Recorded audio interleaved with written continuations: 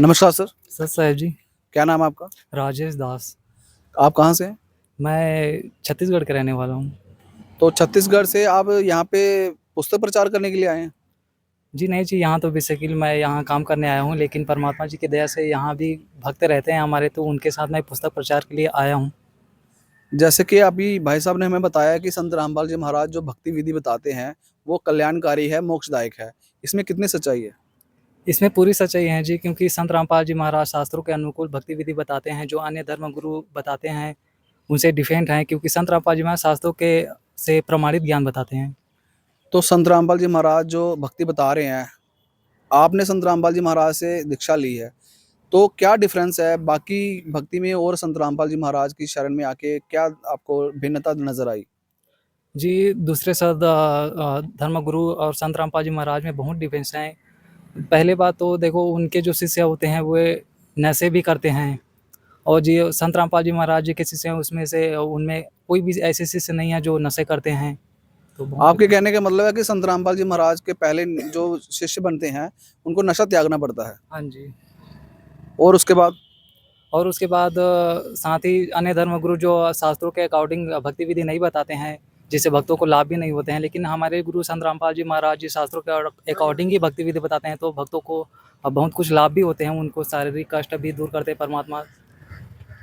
कोई ऐसी भक्ति विधि जो संत रामपाल जी महाराज अभी वर्तमान में बता रहे हैं, तो जो श्रद्धालु उनसे जुड़ते हैं, और कौन-कौन से ऐसे उद्देश्य या नियम हैं संत रामपाल जी महाराज के, जो यहाँ पे श्रद्धालुओं को अपनाने पड़ते हैं? संत रामपाल जी महाराज, पहले तो संत रामपाल जी महाराज देश को तो नशा मुक्त तो बना ही रहे हैं, साथ ही दहेज मुक्त भारत भी बना रहे हैं परमात्मा। और दहेज मुक्त बनाने के लिए क्या ऐसी कौन-सी क्रिया वो कर रहे हैं, जिससे वो भारत जो है वो दहेज मुक्त हो सकता है? पहली बात, जितने भी संत रामपाल जी महाराज जी के शिष्य हैं, उनके भक्त जो शादी करते हैं, उनमें किसी भी प्रकार की कोई लेन-देन नहीं होती है, पैसों की कोई लेन-देन नहीं होती हैं, किसी भी चीज़ की कोई लेन-देन नहीं होती हैं। इसलिए बेटी को भी अब बोझ नहीं है अब। आपके कहने का मतलब है कि संत रामपाल जी महाराज की शरण में आने के बाद, हर माँ-बाप की जो चिंता थी बेटी को लेके वो खत्म हो सकती है। हाँ जी, हाँ जी। बिल्कुल जी, बिल्कुल। मतलब कि आपको बेटी के लिए दहेज इकट्ठा करने की ज़रूरत नहीं है। नहीं है, बिल्कुल जी, सही बात। तो ये संत रामपाल जी महाराज ने जो नियम बनाए हैं, ये शास्त्रों के अकॉर्डिंग बनाए हैं या फिर वैसे बनाए हैं? शास्त्रों के अकॉर्डिंग बनाए हैं जी। तो यहाँ शास्त्रों में कोई इसका प्रमाण मिलता हो कि दहेज नहीं लेना या कोई आडंबर नहीं करना, ऐसा कुछ? हाँ, हाँ जी, बिल्कुल भी। देखो, ब्रह्मा, विष्णु, महेश थे, इनकी भी शादी जो है ऐसे ही माने वचन से हुई थी। दुर्गा जी ने इनको जो है सावित्री जी इस प्रकार। मतलब कि आपके देवी देवता हैं, उनकी शादी जो है वो वचन से हुई है। तो वही परंपरा को संत रामपाल जी महाराज वर्तमान में लागू कर रहे हैं। जी, वही परंपरा को परमात्मा सद्गुरु संत रामपाल जी महाराज दोहरा रहे हैं, उसी परंपरा को। आप बहुत बड़ी बात बोल रहे हैं कि संत रामपाल जी महाराज देवी देवताओं को हवाला देते हुए उसी परंपरा को चला रहे हैं, मगर हाँ, देखा जाता है समाज में संत रामपाल जी महाराज को हिंदू विरोधी संत कहा जाता है, क्योंकि अक्सर हम देखते हैं कि संत रामपाल जी महाराज को लोग कहते हैं कि वो ब्रह्मा विष्णु महेश की भक्ति छुड़वाते हैं। ऐसा क्या वो करते हैं जिससे ये मतलब कि लोग उन पे आरोप लगाते हैं?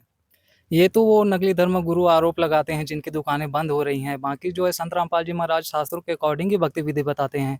अपनी दुकान बंद होते हुए देखते हैं, जो ये तो जनता को बहकाते हैं, लेकिन संत रामपाल जी महाराज जो है शास्त्रों के अनुसार ही भक्ति विधि बताते हैं। तभी तो इतनी जनसंख्या बढ़ रहे हैं लगातार। तो आपके कहने का मतलब है संत रामपाल जी महाराज के जो अनुयायी हैं वो दिन प्रतिदिन बढ़ रहे हैं। तो लगभग कितने अनुयायी अभी वर्तमान में संत रामपाल जी महाराज के होंगे? लगभग संत रामपाल जी महाराज के अनुयायी 10 से 12 करोड़ हो गए हैं।